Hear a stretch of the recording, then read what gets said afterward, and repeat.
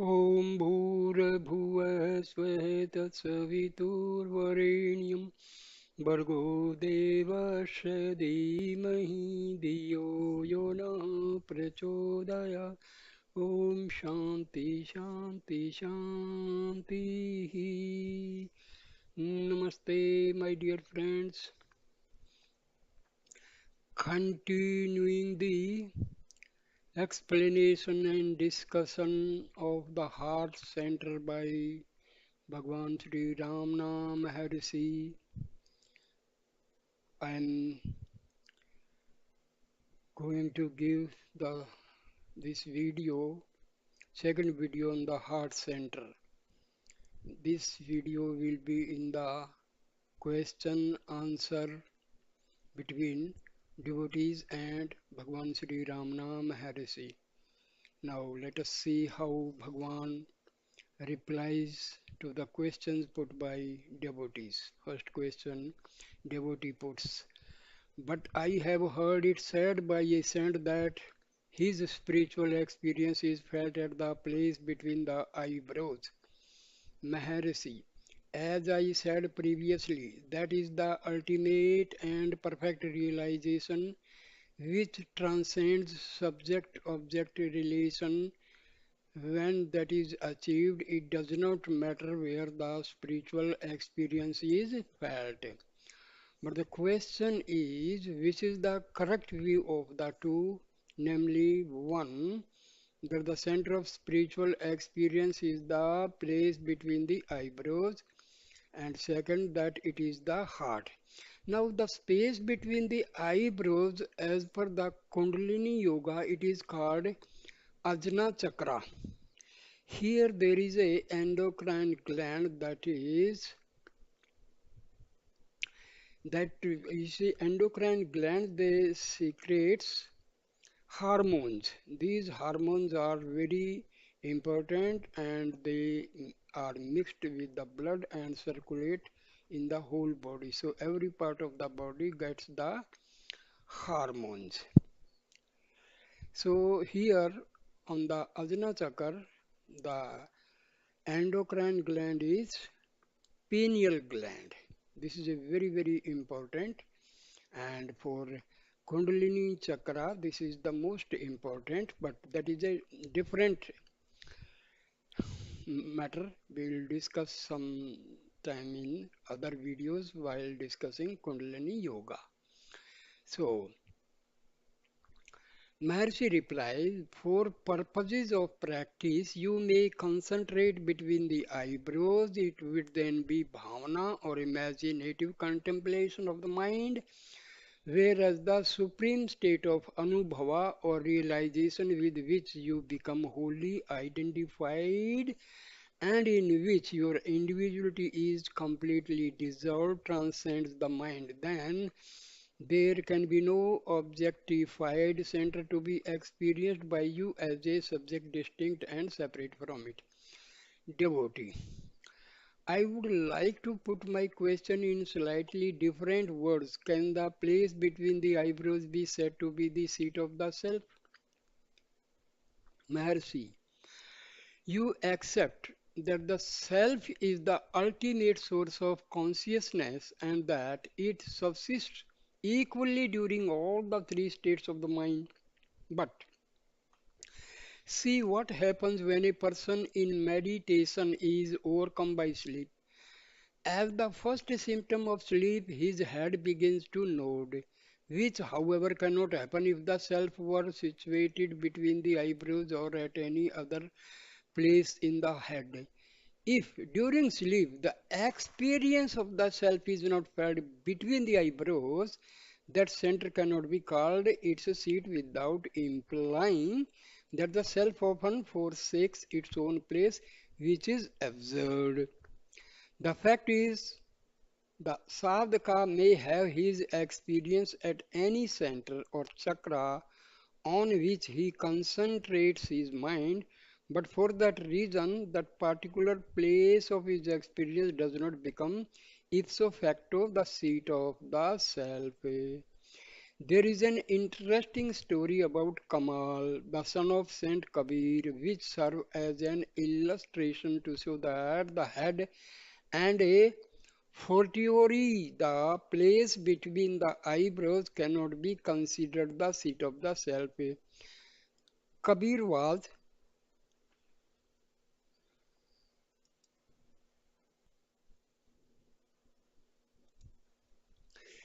so there is an interesting story about Kamal, the son of Saint Kabir, which serves as an illustration to show that the head and a fortiori the place between the eyebrows cannot be considered the seat of the self. Kabir was intensely devoted to Sri Rama and he never failed to feed those who sang the praise of the Lord of his devotion.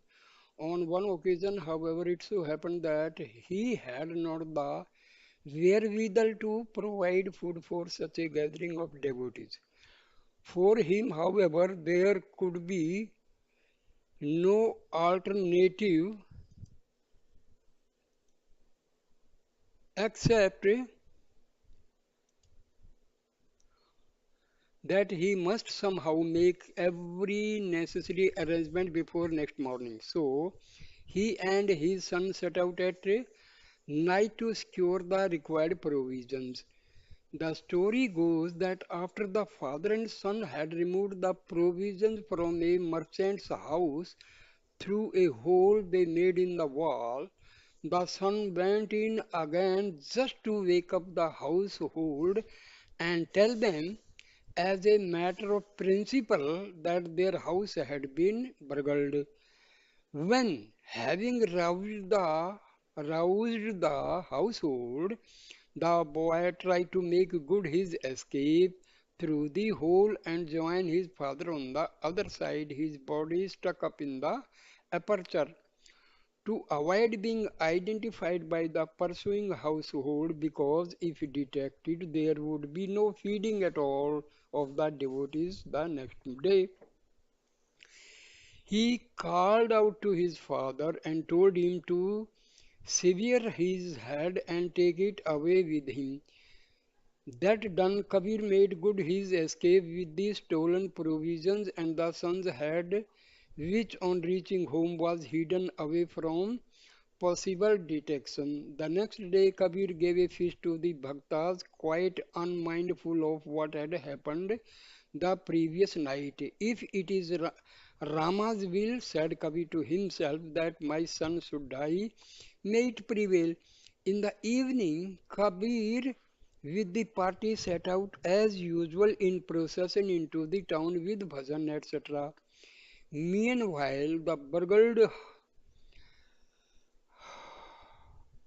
householder made report to the king, producing the truncated body of Kamal, which gave them no clue. In order to secure its identification, the king had the body tied up prominently on the highway so that whoever claimed or took it away, for no dead body is forsaken without the last rites being given to it by the kith and kin, might be interrogated or arrested by the police who were posted secretly for the purpose. Kabir and his party, with the bhajans in full swing, came by the highway when, to the astonishment of all, Kamal's truncated body, which was considered dead as a doornail, began to clap its hands, marking time to the tune sung by the bhajan party. This story disproves the suggestion that the head or the place between the eyebrows is the seat of the self. It may also be noted that when in the battlefield the head of a soldier in action is severed from the body by a sudden and powerful stroke of the sword, the body continues to run or move its limbs as in a mock fight just for a while before it finally falls down dead. Devotee. But Kamal's body was dead how hours before. Maharshi. What you call death is really no extraordinary experience. Kamal here is the story of what had happened when he was younger still. As a boy, Kamal had a friend of equal age with whom he used to play games of marbles, etc. A general rule they observed between themselves was that if one of them owed the other a game or two, the same should be redeemed the next day. One evening they parted with a game to the credit of Kamal.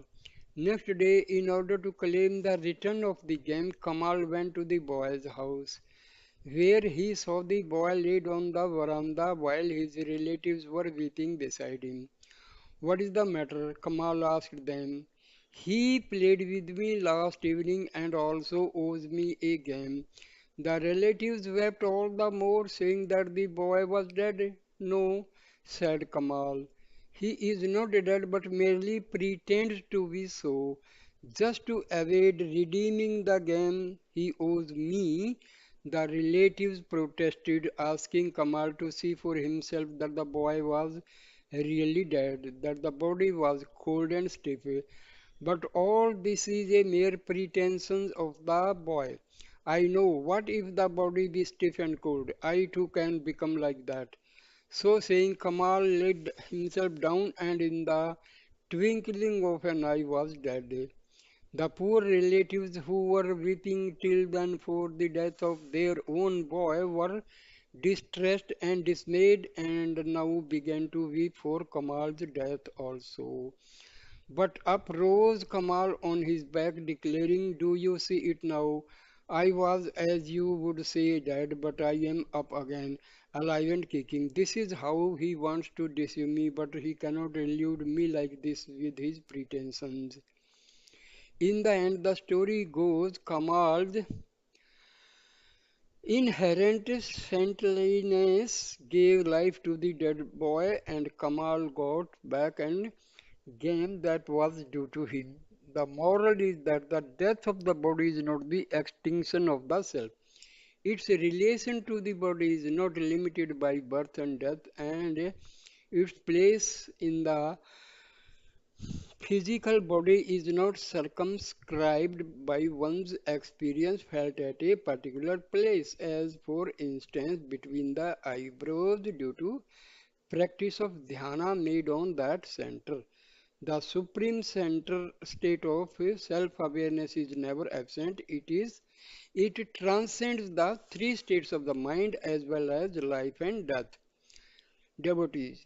Since Sri Bhagwan says that the self may function at any of the centers or chakras, while its seat is in the heart, it is not possible that by practice of intense concentration or dhyana between the eyebrows, this center may itself become the seat of the self.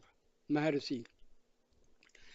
As long as it is merely the stage of practice of concentration by fixing a place of controlling your attention, any consideration about the seat of the self would merely be a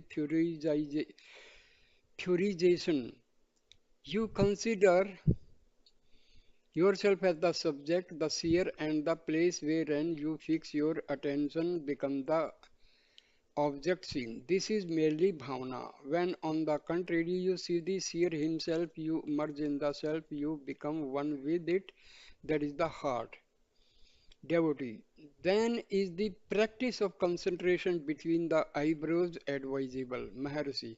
The final result of the practice of any kind of dhyana is that the object on which the sadhaka fixes his mind ceases to exist as distinct and separate from the subject. The subject and object, become the one self, and that is the heart. The practice of concentration on the center between the eyebrows is one of the methods of sadhana, and thereby thoughts are effectively controlled for the time being. The reason is this: all thought is an extraverted activity of the mind, and thought in the first instance follows sight, physical or mental. It should, however, be noted that this sadhana of fixing one's attention between the eyebrows must be accompanied by japa, because next in importance to the physical eye is the physical ear, either for controlling or distracting the mind. Next in importance to the eye of the mind, that is mental visualization of the object, is the ear of the mind, that is mental articulation of speech, either to control and thereby strengthen the mind or to distract and thereby dissipate it. Therefore, while fixing the mind's eye on a center, as for instance between the eyebrows, you should also practice the mental articulation of nama or mantra, sacred syllable or syllables. Otherwise, you will soon lose your hold on the object of concentration. Sadhana, as described above, leads to identification of the name, word, or self, whatever you may call it, with the center selected for purposes of dhyana. Pure consciousness, the self or the heart, is the final realization. Devotee, why does not Sri Bhagwan direct us to practice concentration on some particular center of chakra? Mercy, Yoga Shastra says that the Sahasrara or the brain is the seat of the self. Purusha Shukta declared that the heart is its seat. To enable the sadhaka to steer clear of possible doubts, I tell him to take up the thread or the clue of I-ness or I amness and follow it up its source. Because firstly, it is impossible for anybody to entertain any doubt about his I notion. Secondly, whatever be the sadhana adopted, the final goal is the realization of the source of I amness, which is the primary datum of your experience. If you therefore practice Atma Vichara, you will reach the heart, which is the self. So, this is the explanation given by Maharshi to the questions put by the devotees about heart and the location of the spiritual heart. So, thank you for watching this wonderful video. Please like, comment, and share the video and subscribe my channel. Thank you, my dear friends. Namaste.